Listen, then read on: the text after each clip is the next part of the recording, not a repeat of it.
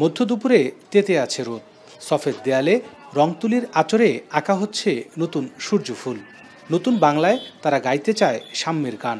পরাধীনতা আর অন্যায়ের শেকল ভেঙে উড়ে গেছে বিহঙ্গ মুক্তির বার্তা নিয়ে।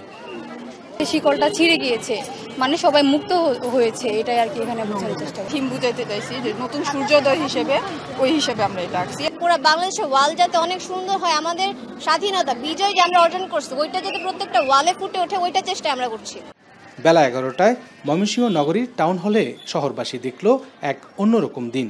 এক ঝাঁক কিশোর কিশোরী রং তুলির আঁচড়ে গ্রাফিতি আঁকছে অন্যায়, অবিচার, দুর্নীতি, বৈষম্যহীনতার বিরুদ্ধে। চেতনায় ধারণ করছে মুক্তিযুদ্ধ, মানচিত্র আর লাল সবুজের পতাকাকেও। আজকে টাউন হল প্রাঙ্গণে যে গ্রাফিটি হচ্ছে সেটি এই বাংলাদেশকে সুন্দর করে সাজাবার জন্যই আসলে মূলত আমাদের এই কার্যক্রম। সবাই যদি একসঙ্গে একত্রিত হয়, ময়মনসিংহের মতো পুরো দেশেই আমার মনে হয় একটা নতুন জাগরণ হবে, নতুন একটা উদ্যমতা এবং নতুন বাংলাদেশ আমরা ভবিষ্যতে দেখতে পারব। চলতি পথে যে কেউ মুগ্ধের মতো শহীদ শিক্ষার্থী সহ বৈষম্য বিরোধী ছাত্র আন্দোলনে নিহত সকল শহীদদের গভীর শ্রদ্ধা ভরে স্মরণ করে। শিল্পীর তুলি যেন তাই জানান দিচ্ছে। তার যে নিঃস্বার্থতা, আন্দোলনের প্রতি, আমাদের দেশের প্রতি যে নিঃস্বার্থতা কাজ ছিল, সে আমাদেরকে সাহায্য করতে করতে সে নিহত হয়েছে, আমাদের দেশের জন্য শহীদ হয়েছে।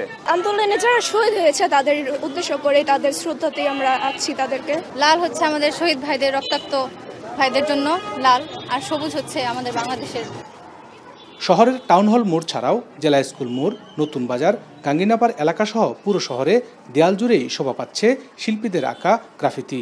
প্রতিবাদের ভাষা যেমনই হোক, নতুন বাংলাদেশ হবে মানবতার, শান্তি, সাম্য আর অর্থনৈতিক মুক্তির, এমনটাই প্রত্যাশা তরুণ প্রজন্মের। ইমতিয়াজ আহমেদ, এখন, ময়মনসিংহ।